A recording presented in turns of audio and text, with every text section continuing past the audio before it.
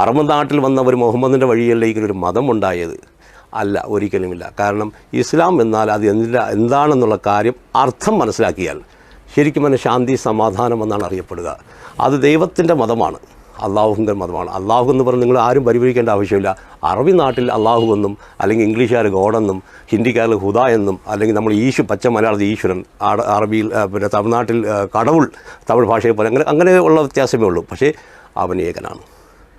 ആ പല പേരുകൾ അറിയപ്പെടുന്നത് എന്നല്ലാതെ അതിലൊരു വ്യത്യാസം നിങ്ങൾ കാണേണ്ട ആവശ്യമില്ല. ഇസ്ലാം ദൈവത്തിൻ്റെ ആദ്യം മനുഷ്യൻ മുതൽ അത് ഇസ്ലാം തന്നെയാണ്.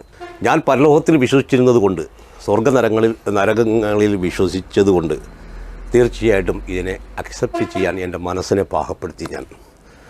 ഞാനത് പല സുഹൃത്തുക്കളോടും എൻ്റെ കുടുംബത്തോടും ഞാൻ അറിയിച്ചിട്ടുണ്ടായിരുന്നു ഇങ്ങനെയൊന്നും. പക്ഷേ അവർക്കത് 1% പോലും ഉൾക്കൊള്ളാൻ പറ്റിയില്ല. അൽഹംദുലില്ലാ, എന്തായാലും എന്തു തന്നെ ആയിക്കോട്ടെ, എന്തായാലും ഞാൻ മരിക്കുമ്പോൾ ഇവരാരും എൻ്റെ കൂടെ ഉണ്ടാകില്ലല്ലോ, എന്നാൽ സത്യത്തെ പുൽകിക്കൊണ്ട് ഞാൻ മരിക്കാം എന്ന് ഉദ്ദേശിച്ചുകൊണ്ട് ഞാനൊരു സുഹൃത്തിനെ ചെന്ന് കണ്ടു. അദ്ദേഹം വഴി ഞാൻ ഷഹാദത്ത് അശ്ഹദു അൻ ലാ ഇലാഹ ഇല്ലല്ലാഹ് അശ്ഹദു അന്ന മുഹമ്മദ് റസൂലുള്ളാഹ് അത് മാത്രം പറഞ്ഞാൽ മതി. നമ്മൾ അന്ത്യപ്രവാചകനെയും ഏകദൈവത്തെയും നമ്മൾ അംഗീകരിച്ചു എന്ന് മനസ്സിലാക്കാൻ ഈ 2 വാക്യം മാത്രമാണ് ഇസ്ലാം നമ്മളെ പഠിപ്പിച്ചിട്ടുള്ളത്.